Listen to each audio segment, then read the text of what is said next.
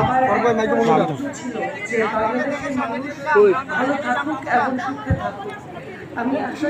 আমরা আশা করছি যে বাংলাদেশের মানুষ আপনারা সবাই এই স্বপ্নটা পূরণ করবেন, যাতে আমার বাবা শান্তিতে থাকতে পারে। আর আপনারা সবাই আমার বাবার জন্য দোয়া এবং প্রার্থনা করবেন।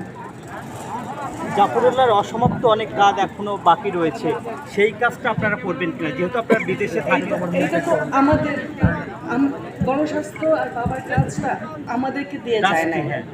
না, আমরা তো ট্রাস্টি বোর্ড নাই। তো আমি আশা করছি যে গণস্বাস্থ্য মানুষ দেশের সাহায্য দিয়ে এইগুলো পূরণ করতে পারবে, যে এই কাজগুলো বাকি আছে, ক্যান্সার হাসপাতাল এইসব যা আছে। একটু বলবেন আপনার পুরা নাম? বৃষ্টি আনা চৌধুরী। ঠিক আছে, থ্যাংক ইউ। আপনি একটু কথা বলবেন? কালকে বলছেন আচ্ছা,